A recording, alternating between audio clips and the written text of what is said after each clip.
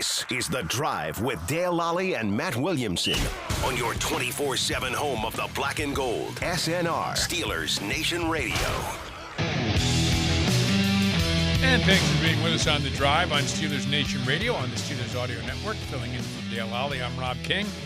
Matt Williamson. What's up? Always here to hold down the fort. Hold down the fort. This right over here. This is the fort being held down. Good to have you here, Matt. Glad to be here. Yeah, thanks for filling in, brother. Yeah. We spent some time together at the Combine, and I certainly want to get to that. Let's start with a little news of the day because there's plenty to talk about from the Combine. I think with free agency coming up next week, and the legal tampering period, that's kind of a funny. That's legal tampering here. That's a good way of phrasing it. Yeah. Interesting choice of words there. But we know you're going to tamper. We'll just call it legal, right? It's the legal tampering. That begins on Monday, right? And then Wednesday, free agents can sign. Yeah. And I think a lot of people, it's funny. We were kind of having a philosophical discussion at the Combine. Would you rather have free agency first then the draft, or the draft then free agency? The draft, you can fill your needs with young and inexpensive talent, and then you can go out on free agency and try to, if you reversed it, or you can fill it with more sure things in free agency and then see what you can find in the draft. What do you think of the order of things? Quick question. Do you know the order in the other sports? I don't. Do you know what the order is in – but baseball, it's not like your second-round pick's going to come in and make an impact, though. Right. Well, you know what I mean? No, because and the draft's in the middle of the season. Oh, right. Okay. Right. And so see, I didn't know when the draft was for any of those leagues. To be honest with you. Okay. The NHL draft would be before free agency. Okay. Yep. I see a case for both, but it's kind of interesting. I think the longer you wait in free agency, the more tampering's going to happen all the time anyway. Right. You know what I mean? Like there probably is a couple discussions as we speak, so they want to get that started. Plus, they want you to be cap compliant. Like this week's going to be busy with little cuts here, restructures there, trades here. Debo got traded, things like that. A couple teams are getting their franchise guys out of the road, out of the way. We could talk about that too. I like it the way it is. But one thing that's interesting, because Wes and I were chatting about this a little bit at the Combine, is all of a sudden, like the Senior Bowl, all the Ohio State guys had to pull out because of the playoffs. Right. Like the real season with the best teams, which happen to have the best players, not a coincidence, are going deeper into the season. So I was even shocked at the Combine that all the Ohio State dudes and Notre Dame guys worked out, and a lot of them pulled out of the Senior Bowl. So a lot of this stuff, those guys are behind the eight ball, almost like the Chiefs and Eagles are behind the eight ball because their season went later. You know what I mean? Yeah, not a bad problem to have. Well, you'll take it for that. Yeah. For all of them. If you're going deep into the playoffs, great. That's the goal here. But you don't, to do it. Those Ohio State guys aren't practicing their 40 until late in the process. And and make no mistake about it, they're practicing for the Combine. Right? I mean, massively. It is its business. own little cottage industry. Oh, right? It's not just about getting ready for football. It's about getting ready for the Combine. Yeah. And testing well. I'll never forget, I'm down there at the Steeler facility for the draft, and I'm like the only one that's on every minute of the draft. But anyway, little humble brag. But they bring players in the next day after they draft them. And I remember Deontay Johnson was drafted in the third round and comes in the next day. And I'd read this after he got drafted. He ran like a 4.52 or a 4.51 in Indy. And say we want about him since he's left. I mean, he was a good player for the Steelers, obviously. I remember asking him right off the bat, I'm like, Deontay, I read that, you weren't all that interested in training for the 40. And I'm like, why is that? And to his credit, he said, doesn't make me a better football player. Right. I'm like, but you probably could have gone higher in the draft had you run a 4.41. He's like, I know. And I would have made more money, but I would rather practice running routes than my start. Right. I'm like, wow, that's kind of commendable. I'm like, that's cool, and good, Yeah, and you'd have to move. By the way, there's only so many things you can prepare for, right? What was it? Which of the Bradys hung to try to get taller? Hung from the? Do you remember that Brady Bunch episode back in the day? Hung from the tongue. And so now we're seeing like arm length. So a couple of years ago it was hand size for the quarterbacks, right? Yeah. Kenny Pickett, is his hand big enough? And I guess Milroe down in Alabama, is his hand big enough? Well, it grew. I don't know if you saw it. Grew from the Senior Bowl to the Combine by almost an inch.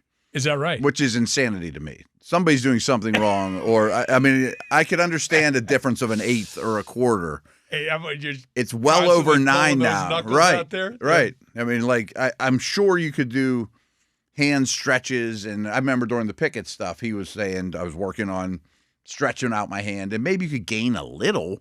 Right. Or some sort of massage, or you stretch this webbing part. I don't know, but I've never heard anything like it before. Milroe's hand was measured much larger at the Combine than at the Senior Bowl, which is bizarro. It is. And, talking to Dale, and of course I'm filling in for Dale, talking to him at the Combine, he said, look, when you see guys moving up and down the ladder, the draft, the mock drafts. Yeah. That's more the media guys that the scouts know these guys. Look, the scouts have scouted all these guys. We understand that.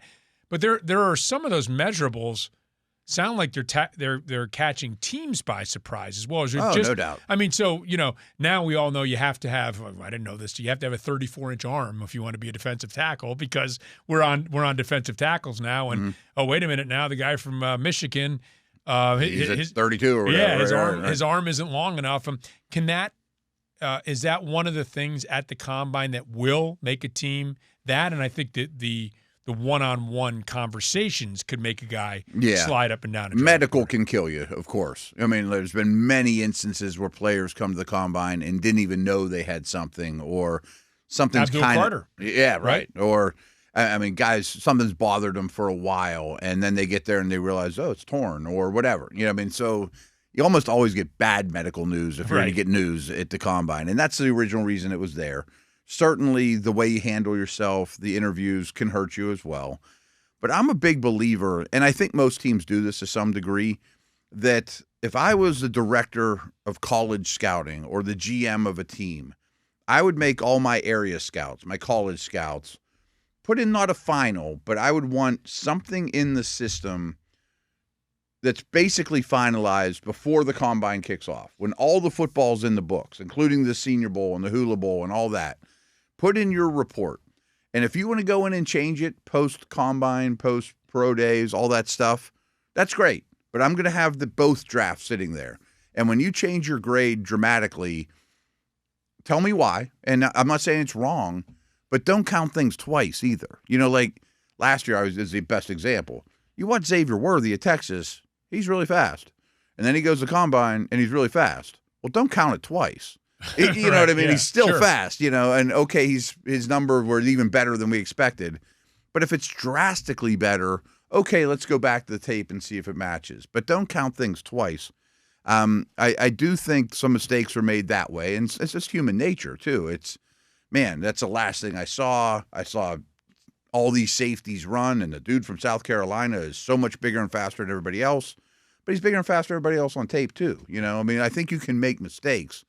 So if I was back in the league, I would have a final draft, and then I would go do all my other stuff as I regularly do. But before I turned in my absolute final answer, I'd go back to that one that was before the Combine and be like, am I just reacting because of pro days and media and all this stuff, or should I just base more off the football than that? So I guess I'm gonna come up with a question for you. I'm not quite sure the answer.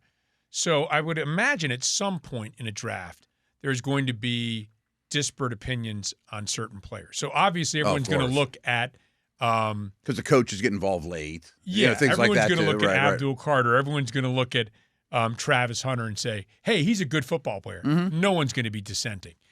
If nobody was dissenting on any of the players, it'd all be first-round picks. But at some point, probably scouts, I don't know if it would be the third round or fourth round, maybe even the second round, you're going to get probably more dissenting opinions on a player than you might get in the first round. So this scout thinks he's great. The cross-checker says, I saw him. I didn't like what I saw. Mm-hmm.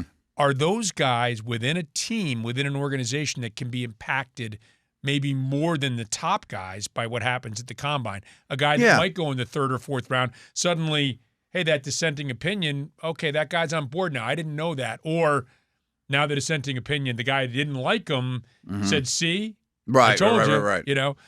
So can that happen more maybe? Yeah, and I want to take a step back, too, just because I do think a lot of ties get broken at the Combine. Okay. I mean, if there's That's the point, 5 outside linebackers and we're all about tiered, well, it's pretty clear this one might be pushing for the tier above and this one might be pushing for the tier below. So maybe you can eliminate some people a little easier or get them out of buckets that you originally had them in. And you asked this before, and I didn't really answer it, but you watch Graham from Michigan, the D tackle, on tape, and it's like he definitely is not a long arm guy, but just how short are they? I want exact measurements too on all that kind of thing, hand size, those type of things. Like back to Milroe. I mean, he's a really poor short to intermediate thrower. Is that just because he can't handle the football all that well with his hand? I mean, if it's a small hand situation, those are the answers you got to figure out. But yeah, there's definitely different opinions. I mean, scouts, of course, will lean towards traits and look at the coaches and say, we're paying you to coach him up. And the coaches are saying, yeah, but he doesn't fit our scheme and he can't learn or, or whatever. I mean, I only have so many minutes of the day to spend coaching these guys up. And in the league, you're not coaching fundamentals like you are in college either. There's not that much time. Right. These guys are businessmen. I mean, this is your job. You're trying to beat the Ravens. I mean, once you get out of camp, fundamentals are kind of out the door. Well, I think the other thing, too, is that, that is, to me, a ringing endorsement for stability. Yeah, for absolutely. The teams that prize that. Yes. That's a big thing for the Steelers. It's a big thing for the Ravens. It's become a big thing certainly for the Chiefs. Mm-hmm. For other organizations that have that stability to top and that want to play a certain style of football, because if you don't, and if something looks like it's failing and now the owner wants to pull the plug and let's move on, well, it's like the old Russian 5-year plans, right? They always had a 5-year plan, and then something would go wrong, and they'd have another 5-year plan. That you can run into that pretty quickly, and you see a lot of organizations that don't have that stability running into those kind of problems in which players don't fit their system. And, hey, we just took this guy 6 overall a couple years ago. Yeah, but he doesn't fit what our new coach wants. No now question. You got to rip it up and start over. No question. And just some firsthand experience. I've told the story before. I was employed with the Browns for 365 days. And we saw 3 coaches because Butch Davis got fired halfway through the season, so we had an interim. But anyway, I mean, until I knew who the new head coach was going to be, and back then the difference between 3-4 and 4-3 was much starker. I mean, Butch Davis had roots with the Cowboys and the U, and they always had big-time athletes, and they ran a pretty base stack 4-3. I mean, it wasn't a real complex defense. It was more execution. And when you're at the U, just don't screw it up. You got first-round picks everywhere. You know what I mean? So that made all the sense in the world. And it wasn't a bad move in the NFL then, or unique then anyway. So we're looking at, the defensive front as 2 defensive ends that are 260, 270, 4-3 defensive ends, a 1 technique, a 3 technique, a 4-man front, and 3 off-the-ball linebackers. And then they hire Romeo Crennel, who comes from the Patriots, who runs a similar scheme to LeBeau and the Steelers. I mean, he wants Wilfork, he wants Seymour, he wants Aaron Smith. 0-2-5 techniques, right. Totally different kind of players. Yeah, light outside linebackers, a banger off the ball, a Levon Kirkland type, I mean, so basically all the work I did was kind of for naught. They paid their whole scouting staff for 8 of the 12 months to do 4-3 stuff, and then they said, well, now the peg is round, not square, Right. And you still have background in all the character stuff, but you look at it through a totally different lens. And maybe even worse is, to your point, is you draft said player who fits your scheme perfectly. He's in the league for 1 season. Really good player. And then they totally switch the scheme on him, and he's not as good. Right. We're probably not a great team if we're making a coaching change, but it doesn't mean everything needs to be scrapped. Well, then they change the scouts, and next thing you know, Romeo Crennel swimming in one of the Great Lakes, right? Right. Yeah, things aren't going too well for the team. Right, and then you got to redo everything, and then you have 2 bad losing years, and then you fire that coach. Right, exactly. Great, yeah. Exactly. So there was some news today. Hopefully, we okay time-wise here for a couple minutes? Mm-hmm. Okay, so. He makes it work. That's Justin Miller, the man behind the vast computer setup and the board and everything here. Is that on camera? Do we get to see Justin Miller? No, we keep him behind the scenes. Okay. Yeah. Okay, yeah. I can see that. He's a good-looking young man. We should get him from camera. That's why we don't want him on camera. Right. Exactly. Make us look bad. So, you go into this process and you're getting ready for free agency, and as a Steelers fan, you're thinking, well, or trades, maybe. Hey, Matthew Stafford might be available. Mm-hmm. Hey, T. Higgins might be available. Deebo Samuel. Right. Yeah. All these guys might be available.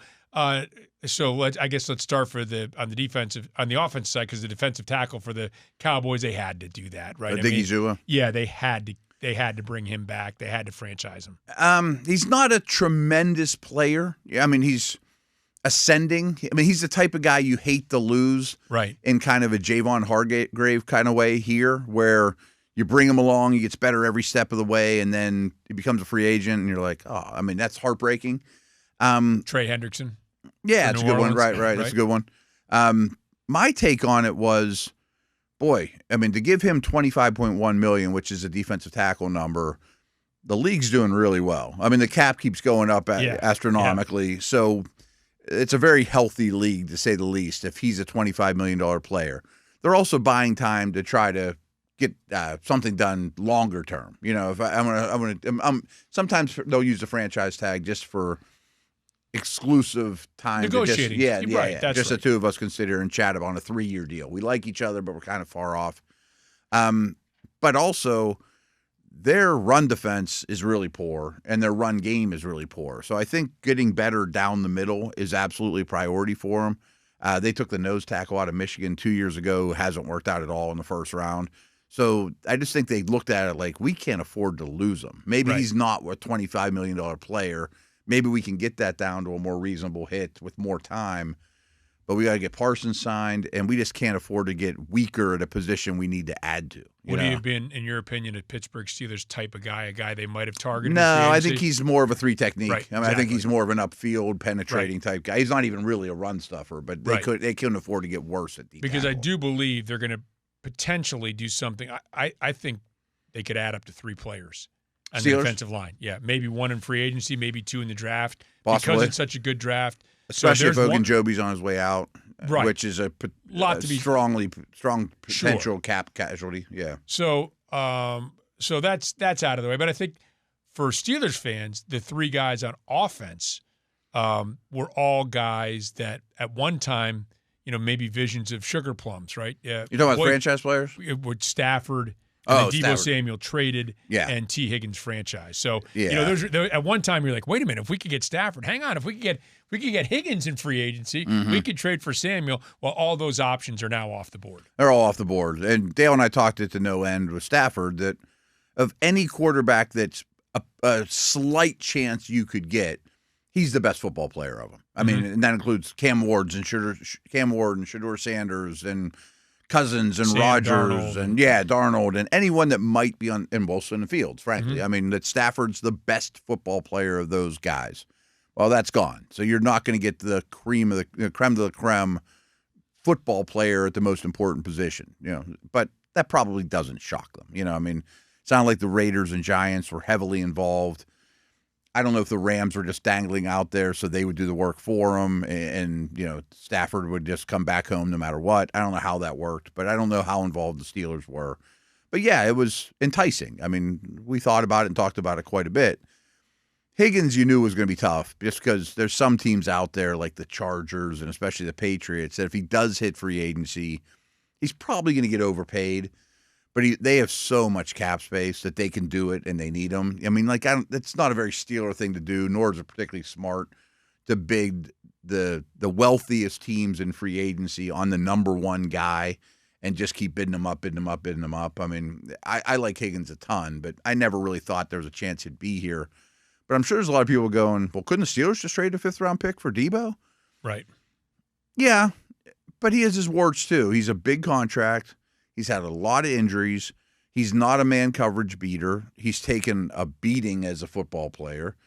So I thought that was about the going rate. I mean, you're seeing people, and we haven't done a typical drive for a while since we were at the Combine, but Dale and I say this all the time. Like, it's becoming so common that you'll get a blurb on your phone. The Rams are letting Cooper Kupp explore a trade. Right. Or the Jets are letting Devontae Adams explore a trade. We just heard it with Deebo. Basically, that means we're going to cut this guy, but if we can squeeze a 7th-round pick out of somebody, we'll take it because their cap situation's so rough. Like, Deebo was not going to be a Niner. There's no chance. Yeah. He'd been helpful here, but the world keeps spinning without him for a 5th-round pick. But it'd be a nice feeling right now if we were talking about Deebo as a Steeler right now. It would. It fills a big hole. It does. And you could, wow, they made a big move, Yeah, and we can talk about receiver, and we can talk about running back, and we can talk about defensive tackle. We can talk about a lot of stuff. We're going to talk about a lot of stuff. Might as well. But first, we're going to take a break. You are listening to, and I guess watching too, right? That's what all Some these cameras folks are. Yeah, exactly, okay. right. All right. We don't screw around. This is The Drive on Steelers Nation Radio on the Steelers Radio Network. And welcome back to The Drive on Steelers Nation Radio on the Steelers Audio Network. Filling in for Dale Lally, I'm Rob King along with Matt Williamson. Happy to be here to talk a little bit of Steelers, a little Steelers football, getting you a little post-combine coverage and pre-free agency coverage. Things are happening in the league real quick, and there's a tidal wave about to hit in this free agency stuff. And like we mentioned in the last segment, Deebo Samuel trade. There's a lot of little releases here and there. You know what I mean? Like the Bengals released Kappa, their starting guard. You know what I mean? Like there's a lot of movement in the works right now, and all these teams have to get cap compliant, and that's going to be putting some trade stuff.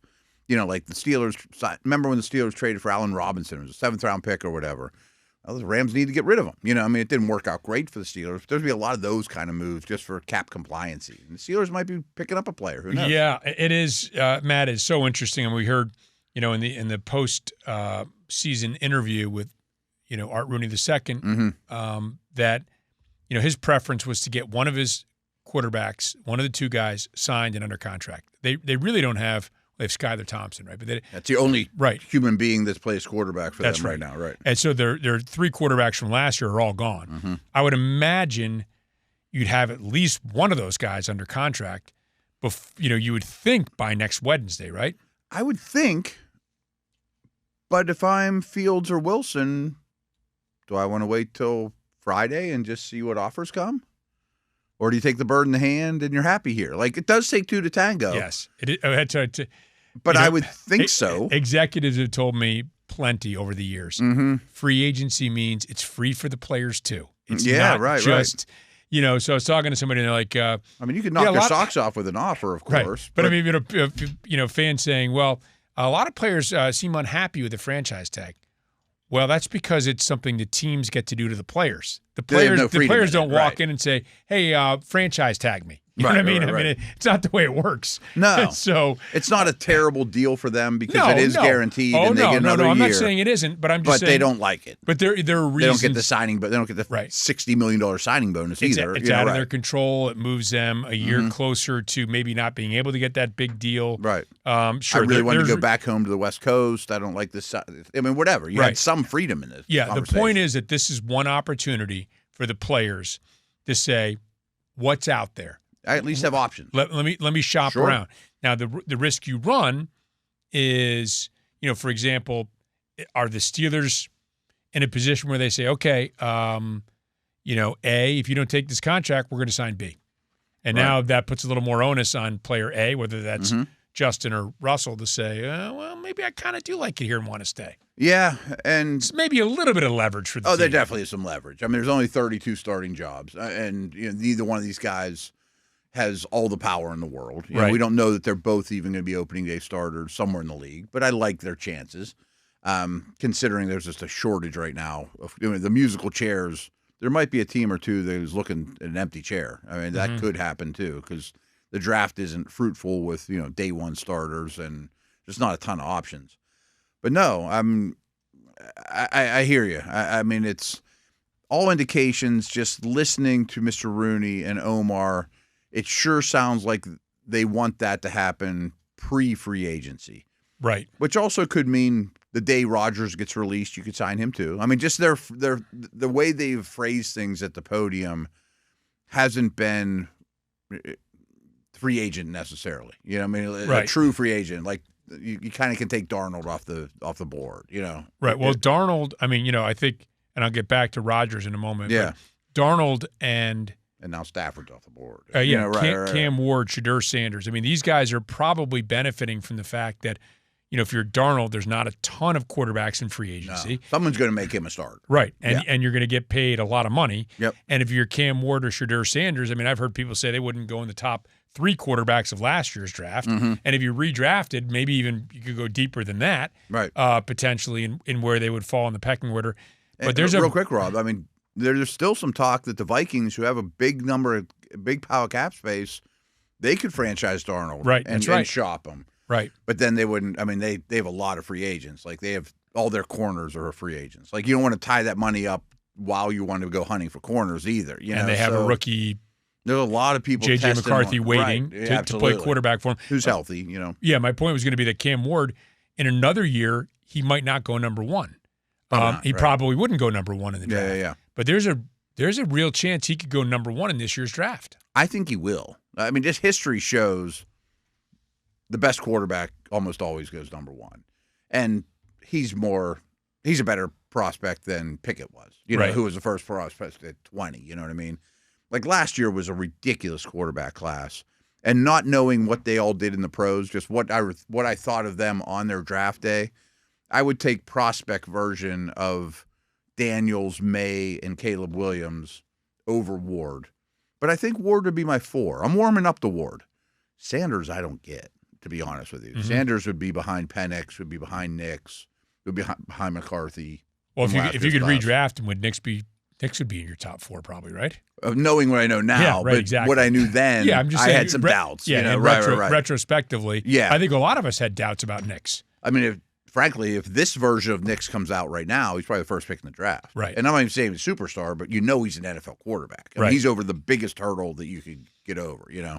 So the quarterback position, as it's always a position in demand. Yeah. It's always a position in which a team needs to fill. And a lot of these teams are looking like, who's the next Sam Darnold, that highly drafted top 5 dude that didn't, Baker Mayfield didn't light the world on fire coming out. Geno Smith didn't light the world on fire. But then they're late in their career, somebody resurrected them. Like, I'm sure some teams are like, do you think we can resurrect Daniel Jones? Or Yeah, that's a really interesting. Yeah. I actually thought about him in terms of, would you potentially bring him in? Let's say you decide to go Justin at a Fields. discount. You're right. Would you bring him in and say, let me see if we can develop him, kind of like we tried to develop Justin Fields last year? I don't hate it. Undevelop him and then redevelop him, right? He can't be my answer. Like that's not the answer to the problem. I'm just going to give it to Daniel Jones and be fine. Right. But if him and Fields combined cost a little bit more than Russ, and you run the same offense with an athletic quarterback, which Daniels absolutely is, and Fields doesn't work out or gets hurt, and this guy looks better than he did with the Giants, okay, Right. right. And then you have trade bait after that, or whatever. I think, to me, if I'm a team going out and investing in a quarterback, whether it's in the draft or in free agency with a multiple-year deal, in other words, tying your future of your franchise to a quarterback. Mm-hmm. And I understand there are stopgaps, right? And I'm not. I mean, the Steelers will tell you last year was a stopgap. Right. I'm separating these guys fell out. into their lap. Yes, right. I'm separating out the stopgap type of guys. If you're going to commit to a player, and Sam Darnold is the latest in a line of guys like Baker Mayfield, who you mentioned, Ryan Tannehill. But there are, again, I would point out, Matt, to me, there are far more quarterbacks who fail than who, because think about everything. Look bad and never come back from it. Right. And think about, Oh, yeah. and again, there might be reasons, right? You might be gun shy now because you got thrown into a bad position or situation. You might have developed bad habits. But chances are that whoever drafted you is going to give you every opportunity to succeed. Yeah. Every opportunity to get all the coaching you need, everything you could possibly get. And of course, that doesn't always happen because their livelihoods are tied to you as the starting quarterback. If they took you, that means the general manager, the coach, everybody's invested in you. And so the lunch lady. Right. Yeah. I mean, honestly, Yeah. like I said this all the time. People make fun of me. I'm like, the day the Steelers drafted Pickett, everyone, the gentleman that lets you into the parking lot where the players park, the folks that give us that feed us lunch, those that mop up, they all need to be dedicated to making Pickett the best quarterback he possibly could be. Right. It's not their fault that he wasn't, Right. obviously, but it needs to be everyone in the organization in the deep end when you have a first-round quarterback. But for that reason, few are the players who bounce back from, in comparison to those who don't, bounce back from early career struggles. It usually winds up being, again, there might be other reasons, but it could be injuries or could be, a guy is just ruined by a team, could be misevaluation. But probably misevaluation is the largest one because, and a lot again, of them there's are so terrible much at situations too. Right. And like Darnold's first 2 stops at Carolina and the Jets are horrific. Yes. Fields' life is an interesting one. Exactly. It's been rocky. And those are the guys that tempt you. Exactly. Right? The guys that have the high pedigree coming out of college in which you think, okay, Team X or Team X and Y screwed this guy up. But I think what's real interesting, Rob, is like if this is Raiders or Giants audio network, we might be going, I'll take Fields on a 3-year deal. He showed me a little in Pittsburgh and gets better and better, you know, like, and therefore Fields, back to your original conversation, be like, I want to test the market. Right. I'd love to go to Pittsburgh, but I bet I'm not going to sit here for long on the open market. And there's so much look, scouts, one of the things scouts have to do is separate emotion from what they're watching. You know? Sure. So if you're watching Kenny Pickett and you thought Kenny Pickett shouldn't have been drafted first overall, you saw lots of things where you're like, see, but if you did think he was a good pick, you did think he could be that above average quarterback, he showed you enough flashes to believe that was the case too. So a lot of times you're watching the same player, but beauty's in the eye of the beholder, you know? And a lot of it comes down to dollars. I mean, a lot of these free agents, we think he's worth in this neighborhood, $8 to $10 million for a starting guard or whatever. He's asking for 12.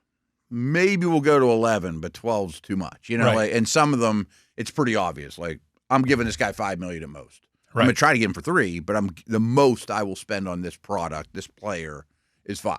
You know. So I think when I think about the quarterback position, because a lot of dollars are allocated to it.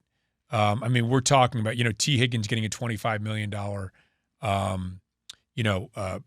deal with the Bengals and the franchise tag. Jefferson's making 30. Yeah, those aren't. I mean, 30 might be a starting quarterback's number, but 25 isn't. And, you know, for a good reserve, you're probably looking for, you know, what a good starting guard would cost you. It's that important of a position. And so I think that, you know, I've thought about this a lot over the years.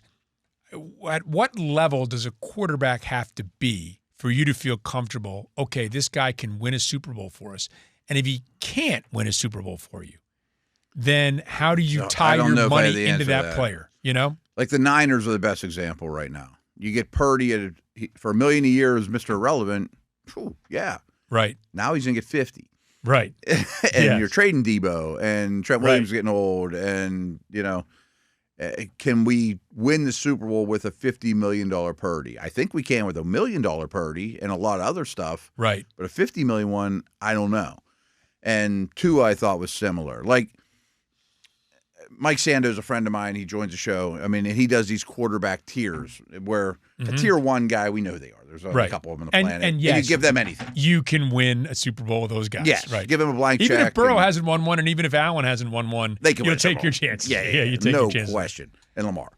And tier 2 ones, to me, you're just thrilled to, and you pay them. And, you know, I mean, those are Dak Prescott, Hurts, those type of dudes. They can win a Super Bowl. I mean, it might not be every year, and they can, but they... And it might not be based entirely upon them, sure, but they can lift you up when they need to. But they're definitely an asset. Yes, an asset. Most weeks, they're better than the guy on the other sideline. Right. But I think once you get away from that, which is really maybe 8 to 12 quarterbacks total, depending on the year, then you have to start asking, you know, is it worth it or not? And I hate the answer of, well, what are we going to do if we don't resign him? Right. Because you'll do something. Yeah, right. I mean, it's not like you're going to get better in other areas. Get better in other areas, and it's some opportunity. You're going to get, you know, a chance to sign somebody or draft somebody. You know, you never stop looking. Right. But what's weird about, I know this isn't what you asked, but I wanted to talk about it because I don't know if Dale and I have talked about it all that much, but I did a lot more work on it. I don't know what you pay Fields this year.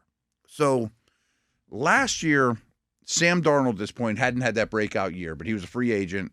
He goes to the Vikings. They give him a 1-year, $10 million deal. Okay. I mean, he has some pedigree. He's not a nobody. They knew they were going to draft a guy at the time. The draft hadn't happened yet, back to free agency happening before the draft. But they had Sam, and they thought they could live with him if they don't get their quarterback. We'll try to resurrect him. Okay. And I think that was on a yearly salary. I think he was the 21st highest paid quarterback at $10 million. But the 20th highest paid quarterback is Geno Smith, and I'm almost certain he's making $24 a year. Now, I'd love to pay Fields somewhere in between those two, but that contract doesn't exist. And contracts are usually comps. Like when Jamar Chase goes to the Bengals, he's going to take the Jefferson contract and say, I want this plus 1%. Okay, that's a comp, you're equal players, blah, blah, blah. there's no quarterback contracts that really fit this version of Fields. Because Geno Smith's better than Fields. He's more accomplished. All the guys above Geno are true starters. They're the 19 highest paid quarterbacks in the league.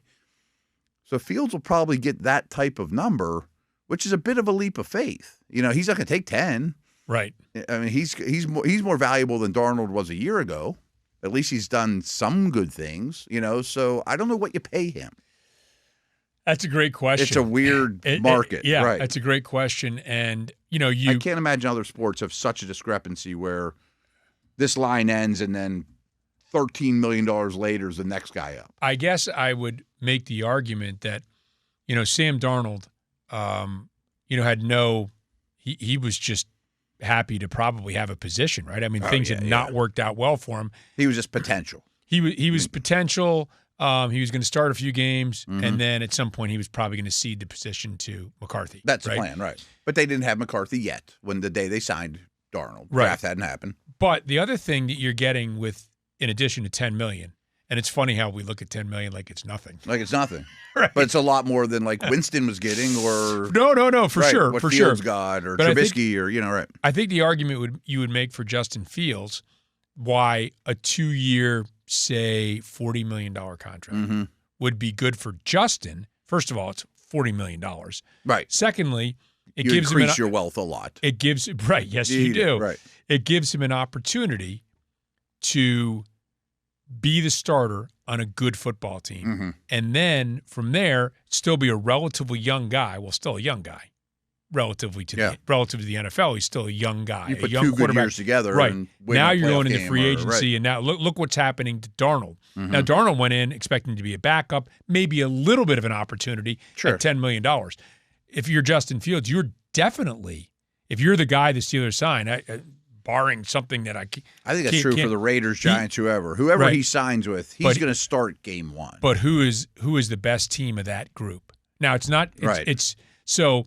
I bet there's also a lot of incentives with his deal, no matter where he goes. Right, unless your agent is telling you, "Hey, look, you're going to get 5 years and X amount of dollars, and there's escalators in it and all kinds of other things that you wouldn't anticipate." I think that because maybe the Giants and Jets are just desperate. They can't get to one and get Ward, so they're going to overpay Fields. Right, and he knows it. Right, that's where your agent comes in. That's where your agent needs to be really good. But to me, I think, high teens. Somewhere between, say, 18 to 22 million. Is that a decent guess, do you think? Yes, but that contract doesn't really exist. There aren't really quarterback comps that are – the league is just weird right now for a player like him, because he's not a – But who's another – he's not a bust. Who's another player like him? Darnold. Darnold's the closest – Fields accomplished. Fields is worth more now than Darnold was then. Darnold was kind of looked at as a washout Darnold's worth more buff. now. But 1 year later, they're not even close. Yeah, that's right. I mean, it changes quicker on here. So I think you just have to find that common ground, right? Between you haven't quite. But I bet negotiations could be hard. Yeah, you haven't. They may have figured out they wanted Fields 2 weeks ago, right? But can't hammer this out. Right. We would never know that. No. You know what I mean? No. Wilson's easier. He has money. I think he gets 30. It's just probably a shorter deal. Which makes me think that maybe they do prefer Fields. I don't know. I mean, at this point, they definitely have a preference. They have to know that by now. You would think. You would think. And there's a lot of, you talk about that, what we don't know. And you've brought up, George Pickens. Going into that fourth year, do you sign him to a contract extension? Do you sign somebody else, and that means you're looking to move him, and now you got to draft somebody in the draft? Yeah. All these things are, and that's why – from a draft perspective, from a team building perspective, going back to the question I asked you in the first segment, yes, I want free agency first. From a fan of the draft, I almost want the draft first because for my own selfish purposes to figure out, okay, what holes do I now need to go out and fill? And I think more teams would truly draft best athlete available too. They always say they do, but it happens to be between two positions that they have needs. And I will say this, and we've talked about this before, but I'll say it again here. One of the things that has always impressed me, going back to Kevin Colbert, is the ability to sort of level out your roster so that you go into a draft saying, okay, look, we'd love a tackle. We're not really sure if Fautano's going to be there. But we'd love a tackle, but It's we a could also tackle-rich draft. Yeah, we like could our also, chances. Yes, right. There's several other positions. We could grab a center. We could maybe grab another corner. Good receiver. There's a good receiver. Yeah. There's a lot, and then it's difficult for any team to say best player available, but you're not being pigeonholed into a reach. Exactly. Which kind of what happened to Devin Bush. Shazier injury comes and you're like, I didn't plan for this at all. Right. Tried to piece it together with Burnett. I forget all the guys they used, but they weren't really even linebackers. And then you kind of get in a position where, well, we have to get a linebacker in this draft. And that happened very rarely in Kevin's career. So, I mean, that was one of the rare misses. He also got injured and all those things too. But we talked about this at the draft, and you just kind of mentioned it now. I thought Kevin was a master of, I can line up and play with my roster the morning of the draft. That's right. It's not perfect. I know I have more assets, and I'm going to fill in with some late free agents cheap too. But I got, Herbig was the Steelers center last year on draft day. Mm-hmm. He's okay. I mean, he held the job and got hurt. Right. If they don't land Frazier, I can line up with Herbig on opening day and not embarrass myself. Right. You know what I mean? That's right. Yeah. But, we look at, so many things are going to be, some things are going to be crystallized by then. You and I are going to do a mock draft tomorrow. Yeah. I will tell you now who I have. Should I tell you now or should we wait for tomorrow? Tell now? Justin was like, go ahead. Come on. Are you telling me to go to break? You're telling me to tell the picture. You know what? We're going to go to a break. And then we'll discuss now everyone's going to come back. Then we'll discuss it. Should I spill the beans or not? Okay. Well, we'll have an answer for you when we return on The Drive on Steelers Nation Radio on the Steelers Audio Network. Welcome back to The Drive on Steelers Nation Radio on the Steelers Audio Network. Filling in for Dale Lally, I'm Rob King. We have Matt Williamson here, as always, holding down the fort. Is that your official position? Holding down the fort, man. Yeah, let's go. Okay. So we're going to be doing a mock draft tomorrow. Mm-hmm. And that's going to be over at the Steelers facility. Yep. You're filling in for Dale. It's Mike Prosciutto and I and Dale are the triple take team. Yes. Filling in 2 triples and a double, right? Okay, there you go. That's I'll help out the best I can. So it's a first-round mock. So it's not like a Steeler-only mock. It's a first-round mock. Right. And so, going into this draft, as we sit here right now, without anything being done in free agency, and I suspect that the Steelers are going to try to get the quarterback position done, and then that's going to inform how much money they have left over. There's no way it could to go be to a the big draft difference without a quarterback. Right? Yeah. And plus I wouldn't. What kind of receiver are you going to add? Right. It's different if it's Wilson or Fields or Rodgers or whatever. Right. Yeah. And when you have to go into free agency and spend that money, I suspect it's going to be quarterback. And if this is strictly guessing on my part, I think they're going to try to get a defensive lineman. They're going to try to get a receiver in free agency, and they're going to try to get a corner. That's my guess, right? I don't know about D-line, but I'm not going to disagree with you on it. Okay. I think they'll spend money on a corner. I think they'll get a brand name receiver that we've heard of. Okay. Yeah. And then I could see them whatever, getting somebody. I'm just going to throw out a name. I haven't thought about fit or whatever, but a good rotational, like a B.J. Hill. Just again, a veteran guy who's quality player. Quality player, yeah, right? That's a good one. Yeah. So that's what I think, but I don't know. I don't think that's crazy. So going into the draft, let's say that's true. Yeah, but the sense is that you're going to need a running back, right? Yeah, I don't think probably if they that. don't bring Harris back, Yeah. you're going to need a running back, and it's a rich defensive line draft and a rich running back draft. And you'd like to get young on the D line. So I would love to see the Steelers get a first-round defensive tackle. Yes, me too. If that fails, I wouldn't mind him getting like a Barron or a first-round corner. Yes. Right? Yeah. If Agreed. that fails, I'd love to see Ashton Genty here. And by the way, if he's there, that might be my first guy to the podium. Right. Yeah, right. That I might move defensive line down the list. Mm-hmm. But I did my mock, and none of that was there. But I got to the Steelers. I was like, wait a minute, man. These other 20 teams pick ahead of them have something to say about this, right? I didn't like that at all. So I wound up drafting another position. I tried to play. Well, I didn't try to play trade. I played it straight. I said, what do I think each team is going to draft? Mm-hmm. And no trades. You could massage it and be like, Genty fell to the Steelers. Yeah, right, Let's get him. Right. Wait a minute. Here with the 21st overall pick, the Steelers take Travis Hunter. Right. No, we're not. How that works. That's good. Right. Yeah, you could massage it. Yeah. I could see that. I could see, and the scenario I looked at, I thought that's plausible to me. Like that could happen. And then what do you do? And again, we are not privy. My phone is not ringing right now with inside information from the Steelers. They tell me, by the way, watch this defensive lineman out of, that we love. Yeah. Nobody else ever right. heard Yeah. of, right? North Detroit Southern University. Right. So that's not happening.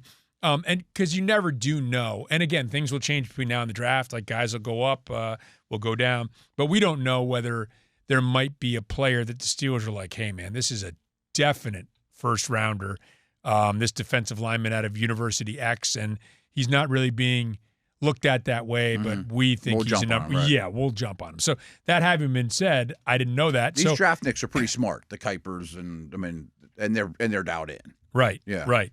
So I was dismayed by that, a little bit dismayed. When you do it, sometimes you get to 21, you're like, maybe this even we'll get in the next segment, because the more I'm feeling on the combine, I don't know who I'm super excited about that I actually think will be there.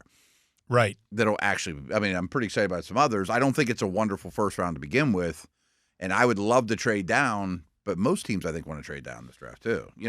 Which again, makes you wonder, is it a good draft to trade up? If everybody's trying to trade down. If you could kill a lot of needs in free agency. If I don't need all three of my first picks in the first 3 rounds. Like if one of them has to be a running back, one has to be a receiver, one has to be a D-line. Or if you absolutely, and again, is a team going to definitely want, a pick in this year's draft? True. If it's your first round pick, a 5th and next year's 4th to move up 4 spots to draft that player you absolutely have to have, when the other team's like, we'll get our guy at 21. What is that? Because like you said, I think with all these teams supposedly being open to trading down, you would think that would might be a buyer's value, market. Yeah, the value of trading up might be usually not it costs you a steep. third to move this far. This year it only costs you a 4th. Right. Well, now I'm talking. Now right. you're talking. Exactly. Right. That could be the case. That could be the case. Are you going to tip your hand on your draft tomorrow? Are you happy? I don't even remember, to be honest with you. I know you were talking about telling us yours, but I can't quite even remember who mine was. I could look it up. I might look it up. I might look it up during the break.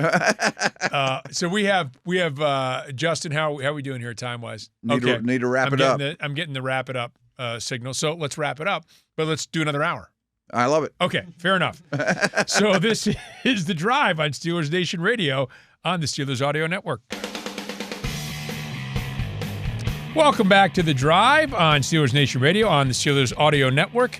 Alongside Matt Williamson, I'm Rob King filling in for F. Dale Lally. Yeah. Off today. And so we are talking all things combine, and we're looking a little forward to free agency. Real quick, and a little programming note, too. It's official. We're not going to do a show tomorrow, but it looks like we'll be back on schedule Wednesday, Thursday, Friday, and Dale and I will be rolling along from there. Good deal. So but don't look for one tomorrow, folks. Good deal. That's outstanding. So what are your are there any overarching thoughts you got from your time in Indianapolis?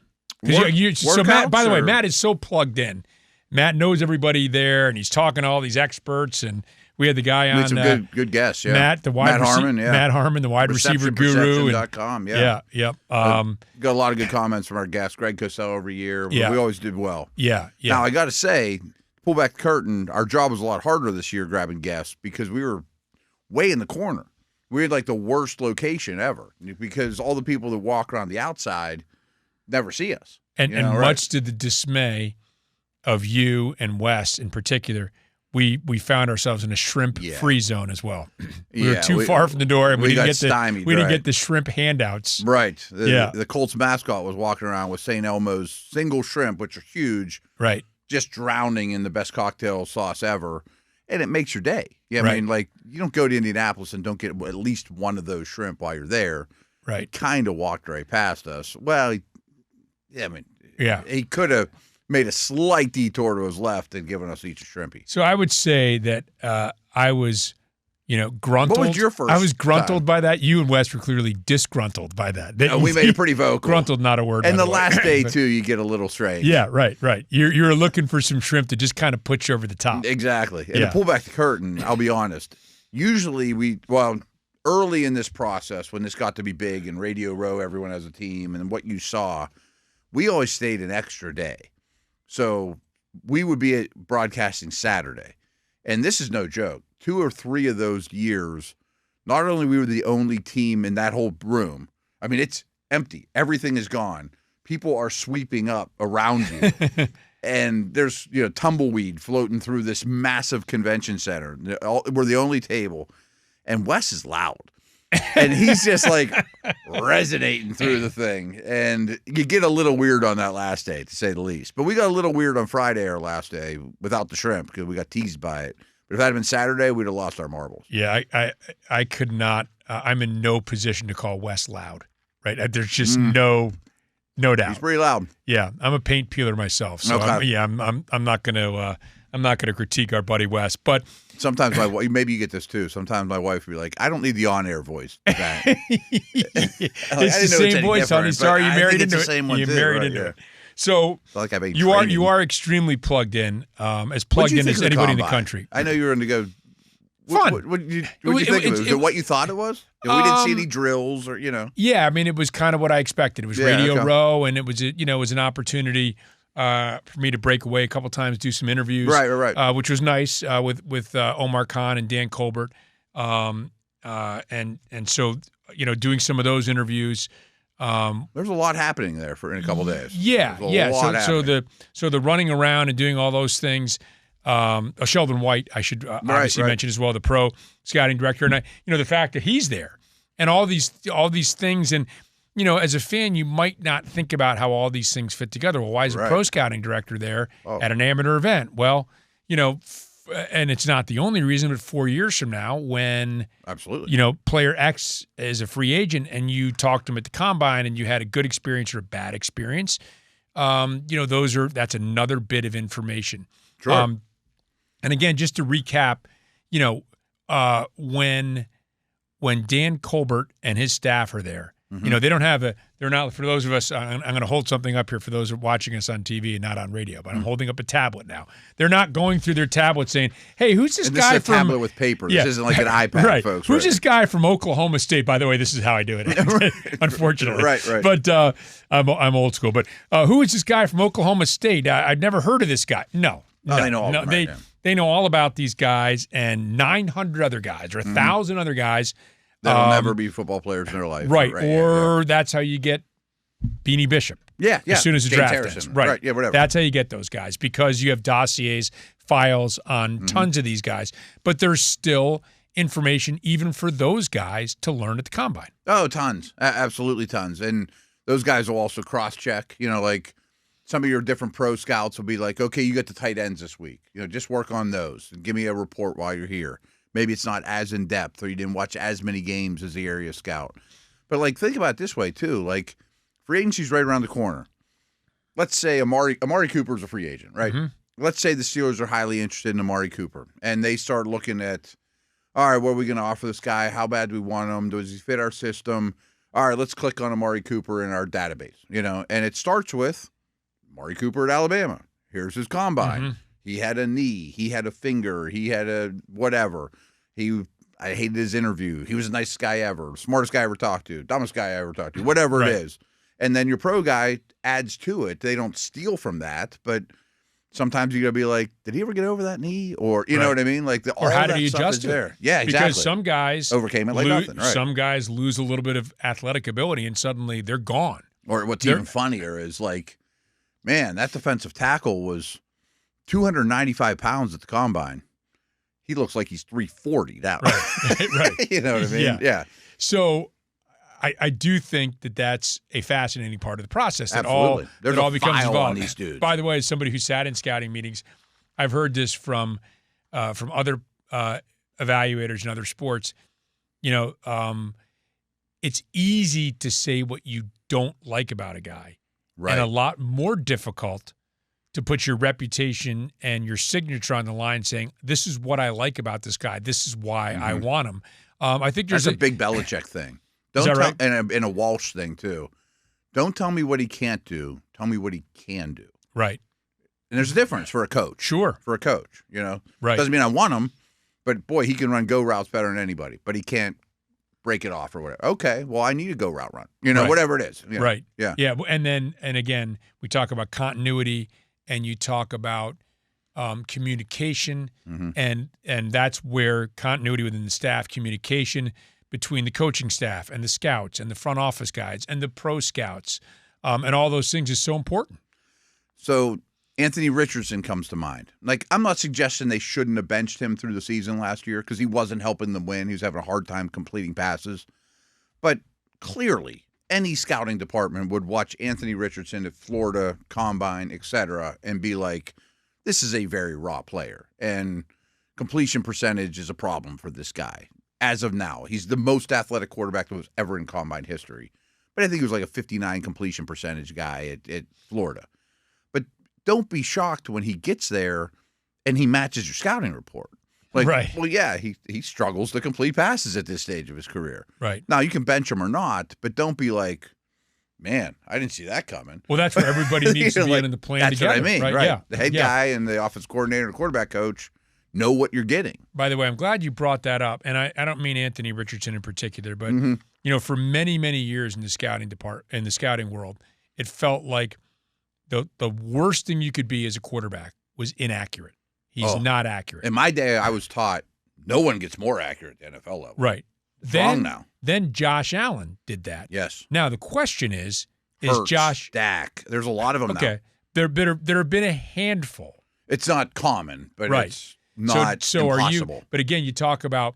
So I think that it's interesting to watch trends. Like, if I almost wish, well, for some reason, that a lot of people in Pittsburgh, Philadelphia is a 4-letter word, but a lot of reasons I don't wish Philadelphia had won it all, because on the one hand, it feels like that's a lot of the blueprint of what the Steelers want to do. Play bully ball up front. They've talked about it. It travels well. You can play physical, hard-nosed football and bully ball, whether it is 100 degrees out or whether it's 10 degrees out, whether the wind is blowing, whether there's no wind. And fancy football, throwing the football around, doesn't play too well in 10 degrees and windy, right? And it was nice to see one of the mutant quarterbacks not just win.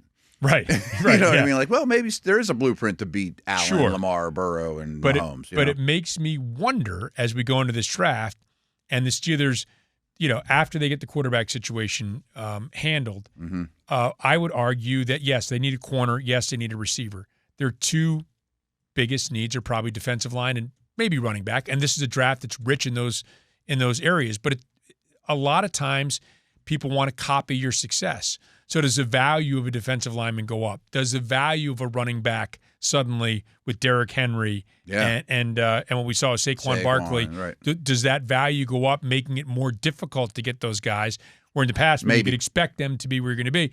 But as it relates to the quarterback position, maybe are more scouts out there saying, hey, look, they did it with Dak Prescott. They did it with Josh Allen. Yeah. We can get an inaccurate athletic quarterback and turn him into because I still think I would be shying away from that if I was an evaluator. Yeah.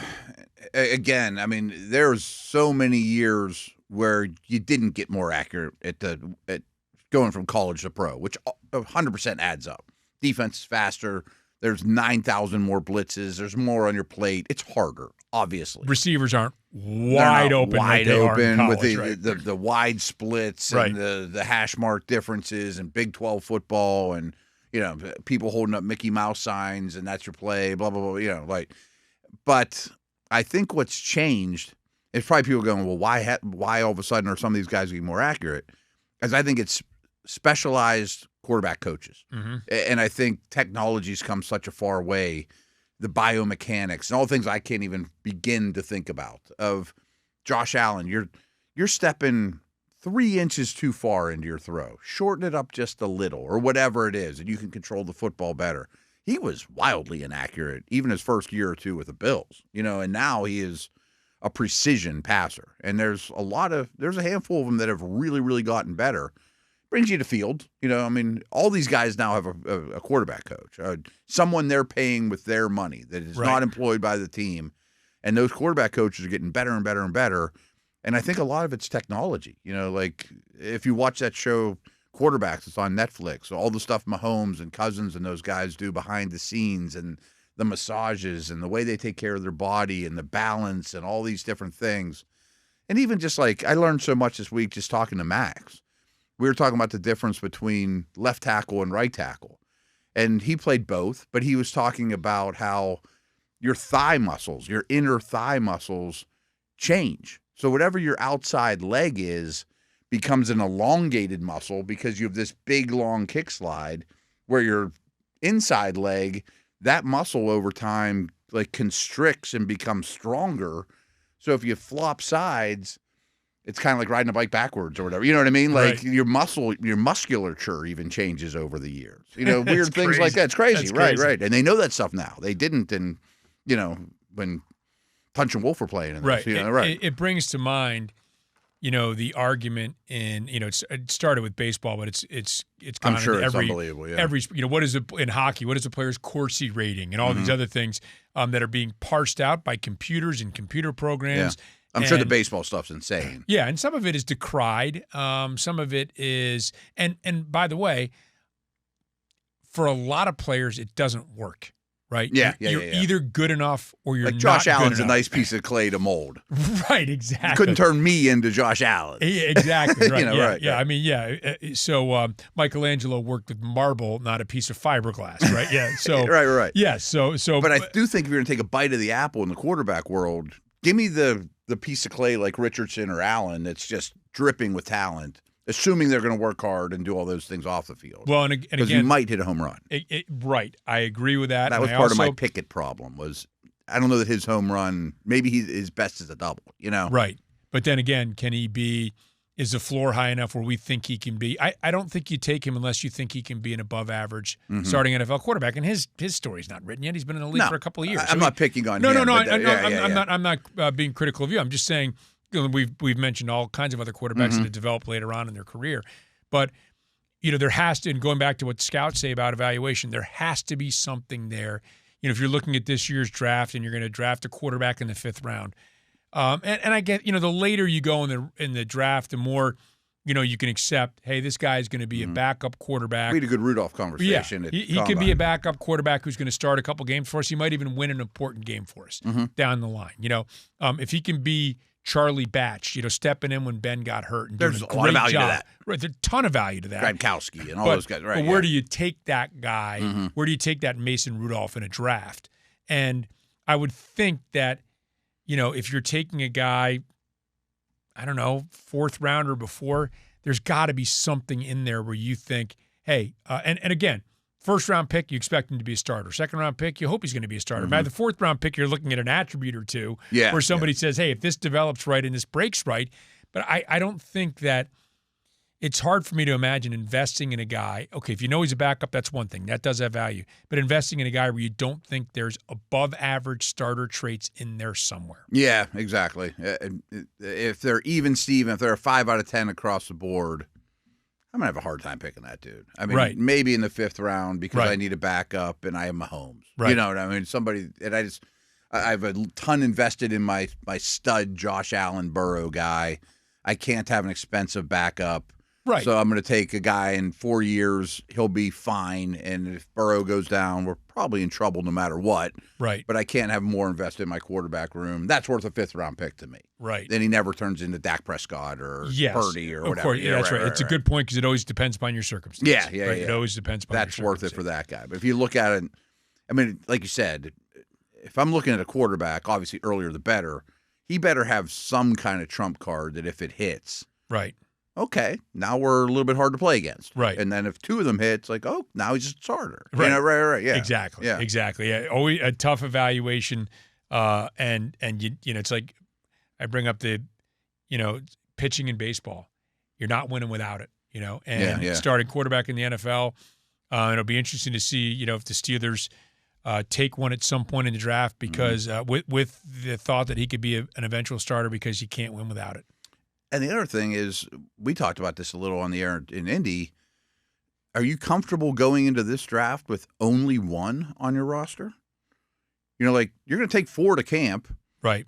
One of them's probably on the roster, but he's your 4th. Right. I need 1 through 3. And there are guys I like in this draft. I mean, on day 2, and there's a lot of players in this draft I'd love to see end up at St. Vincent's one day. But are you going to sign 2 before the draft and then draft 1? Or...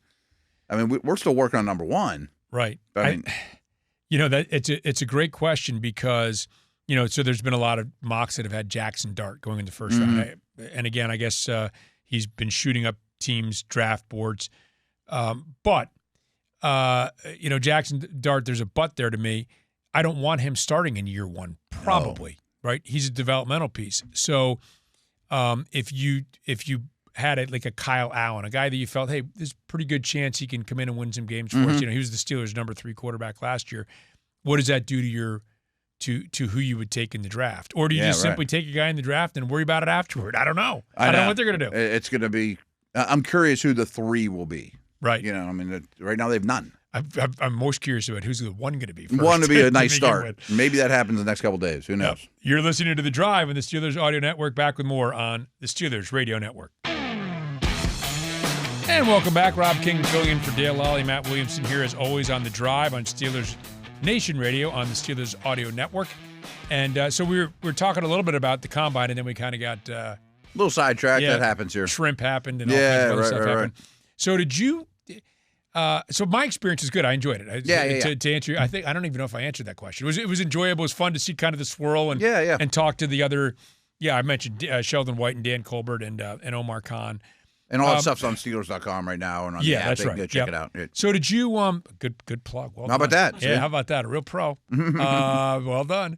So what do you get out of it? I mean, when you're talking to these do you find your opinions being shifted? Because you come in with strong opinions. You've done your own homework. You've done your own research. Now you're talking to guys who, let's face it, they're not as good as you are, but they're pretty close to these other national guys. They're not too shabby. Yeah. So I learn a lot. Yeah. Okay. To be honest, a lot of those guys we talk to have podcasts like I do or like this one where they're saying their same opinions. If you look hard enough, you could see Trevor Sikkema from Pro Football Focus, who was a great guest. You could find out his top 5 corners in order or whatever. I definitely think there's something to chat with everyone you possibly can, no matter what. For sure. No question. And seeing people in person. Like you mentioned, Matt Harmon joined us. We've followed each other on Twitter since Twitter's existed, and he was kind enough to talk about how before he even knew he was getting in this business, he was saying things like, I listened to your podcast. And you were his hero. You were his hero. And now he's done really, really well. And the first time I ever met him in person. So that kind of stuff is cool.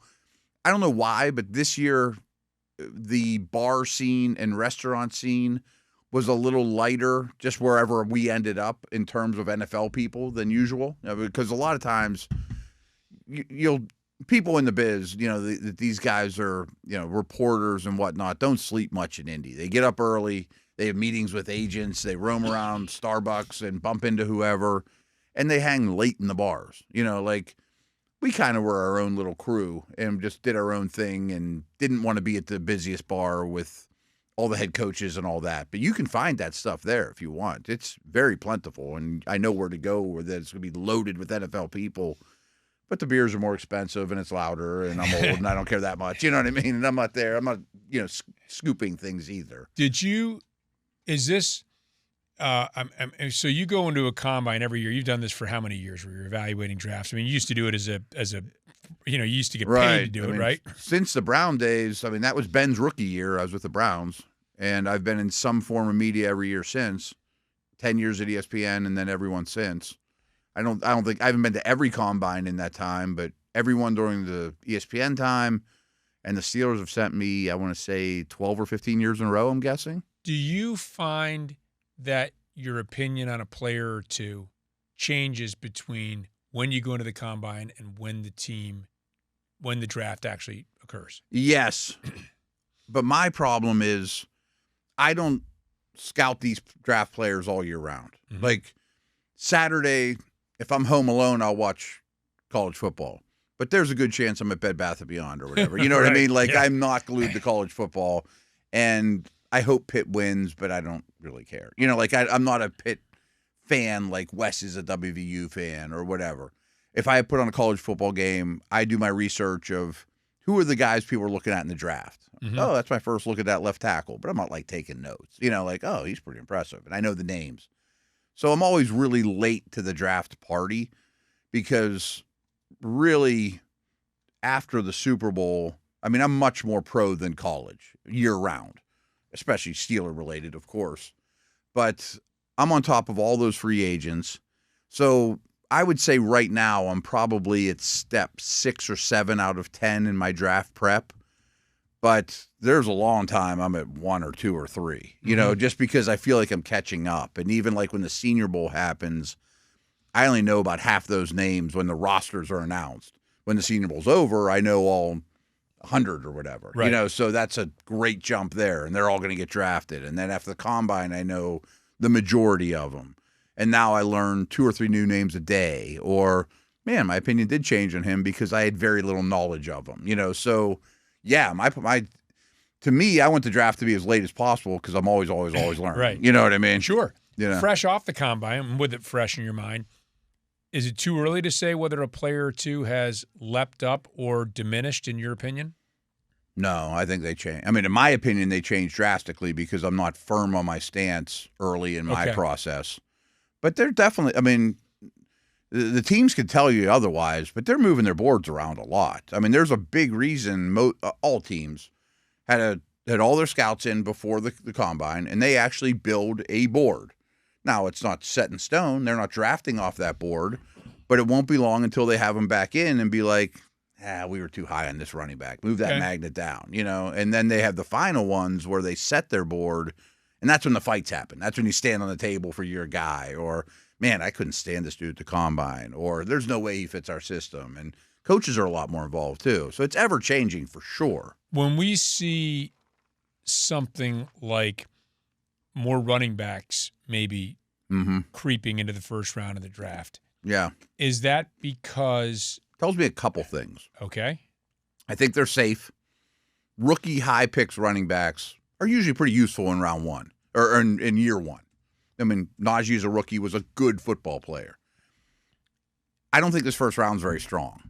So if I take Hampton from North Carolina or Henderson from Ohio State, he's going to help me save my job, or he's going to get the ball a lot.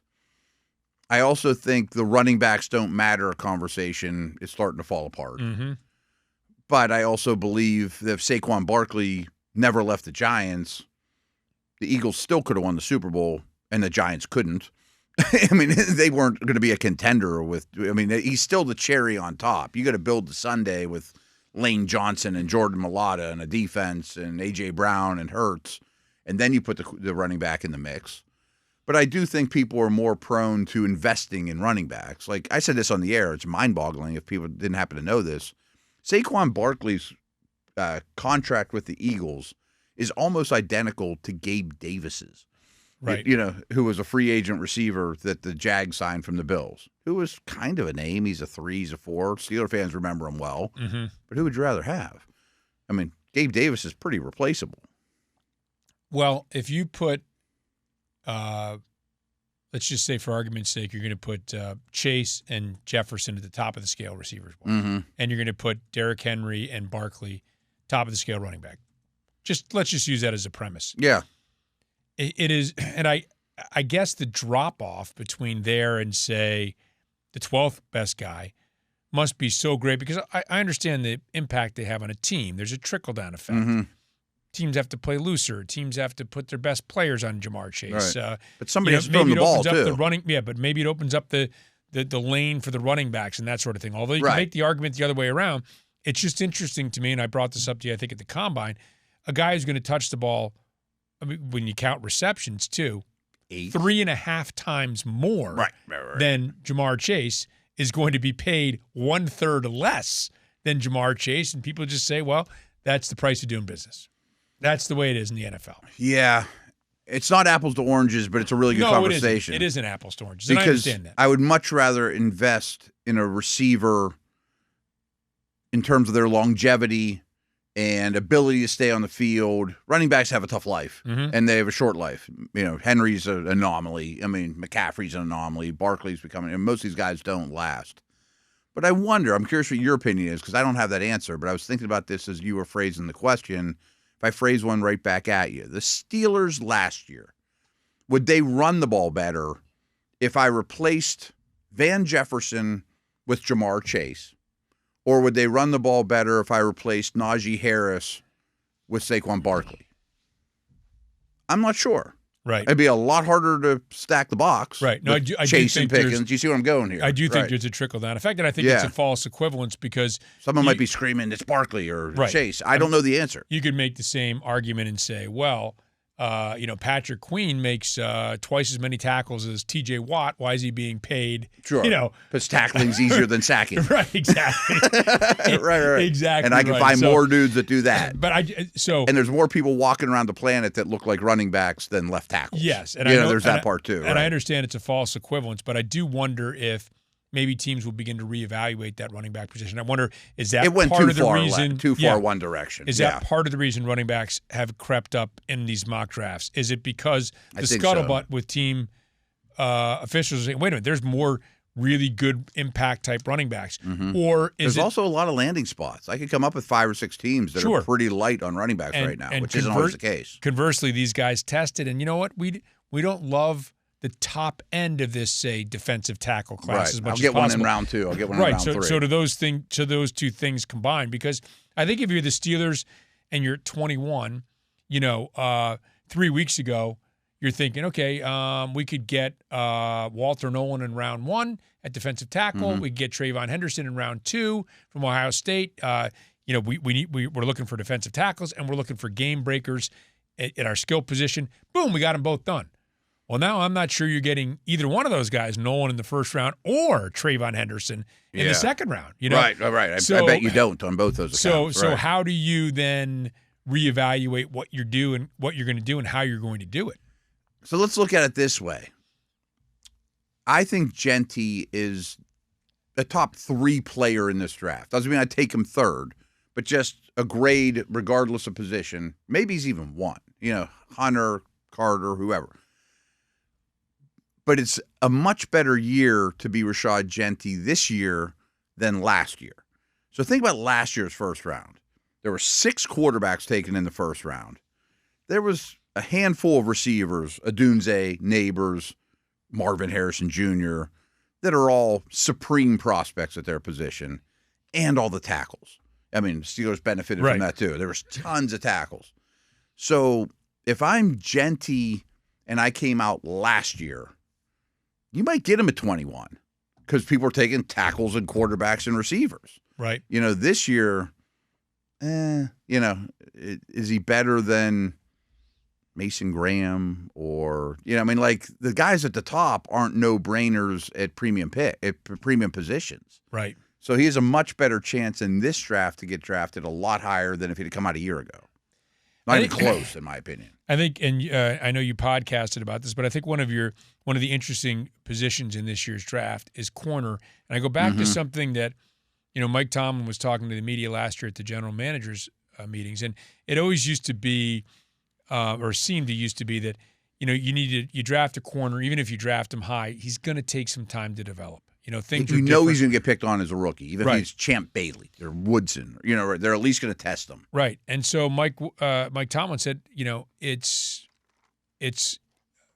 more corners are coming in NFL ready than they used to be, which begs the question why.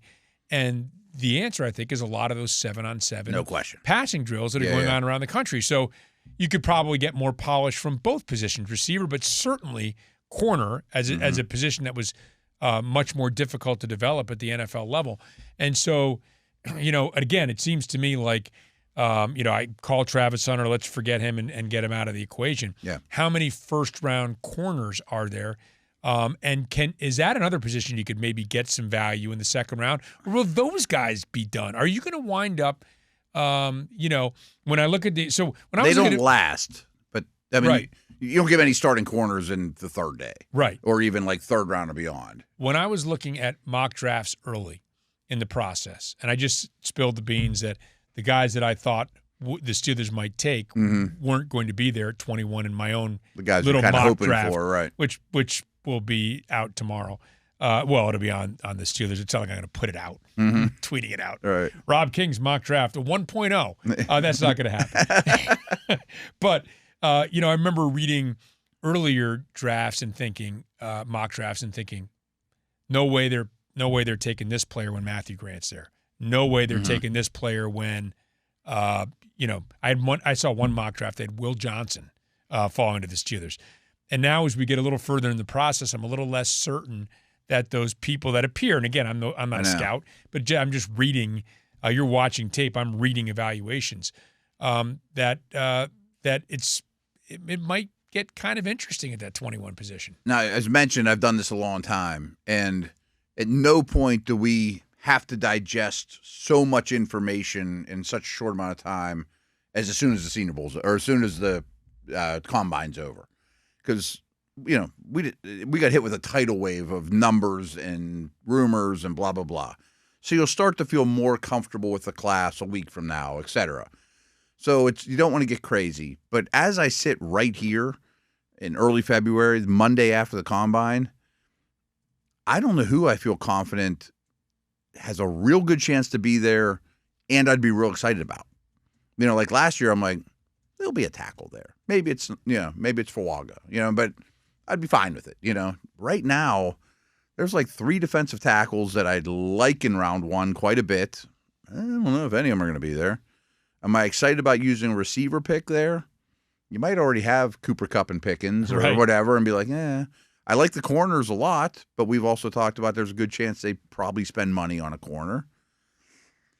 I don't know. I mean, I don't feel great right now where they're picking for their needs, but that's subject to change. Well, I think especially just quickly when I think about last year's draft, and I made this point with you when we were talking at the Combine, I think you could reasonably say, certainly through the first several rounds, that everybody the Steelers drafted was projected to go or reasonably could have been expected to go higher.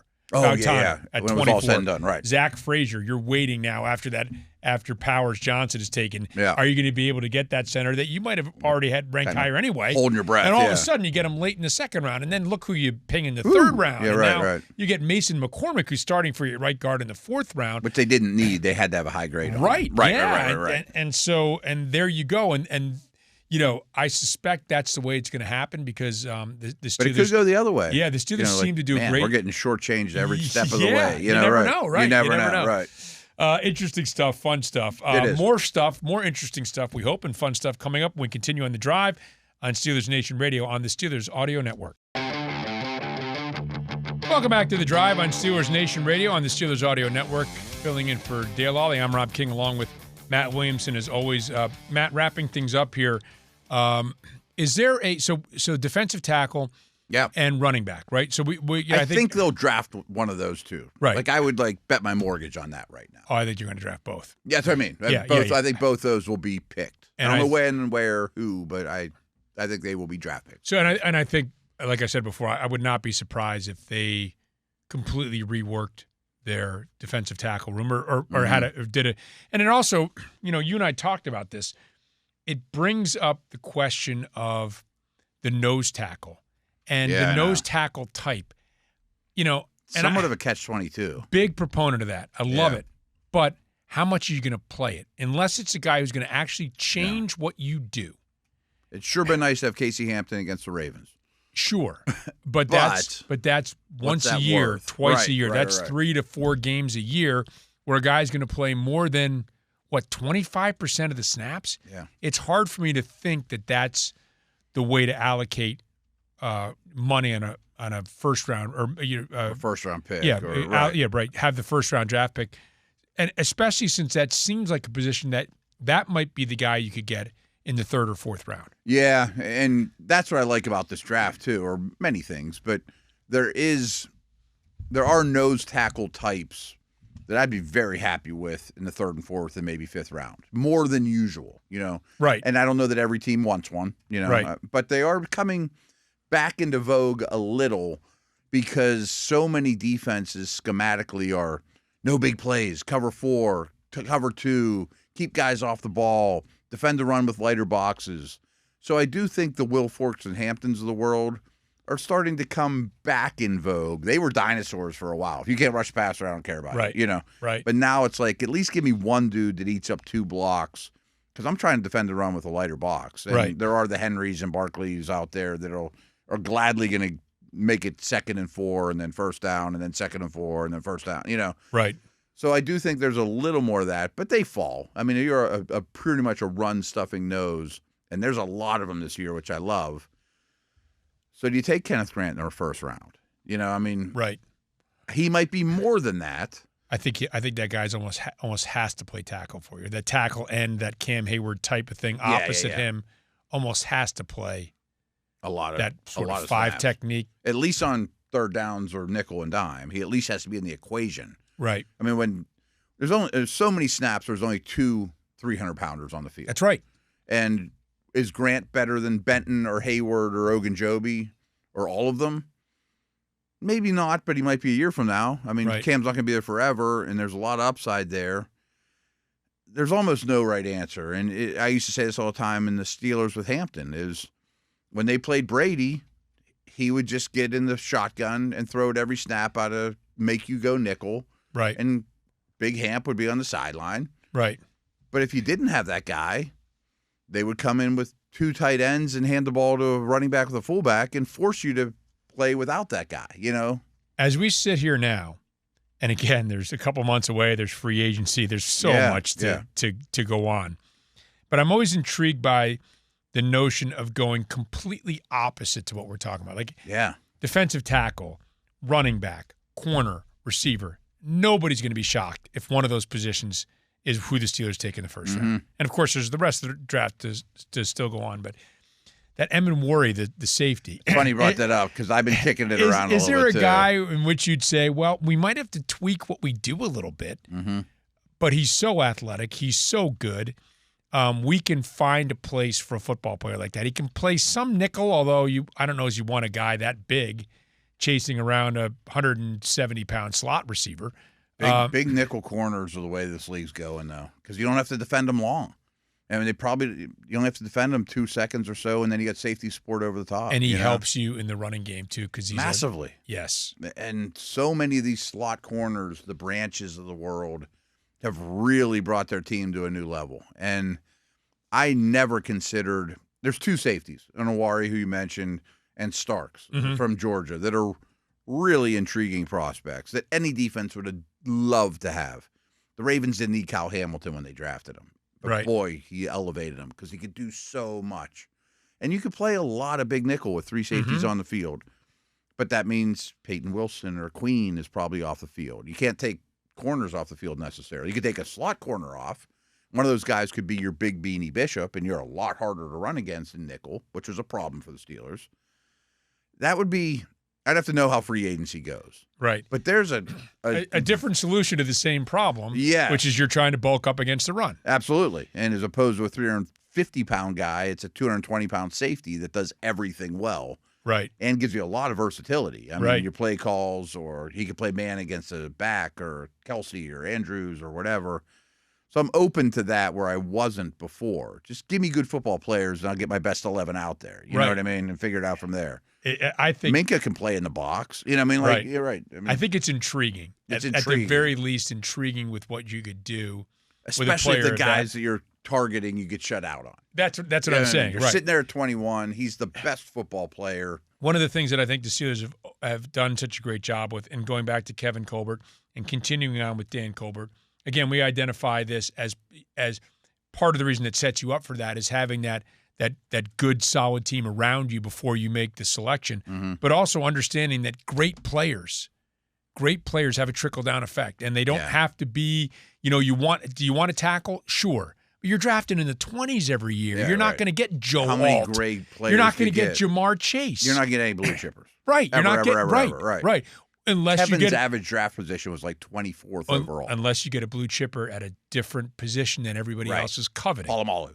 Right, exactly. Could Polamalu be useful right now? Safety. Right, exactly. Okay, there we go. Throwing it out there. Right. All right.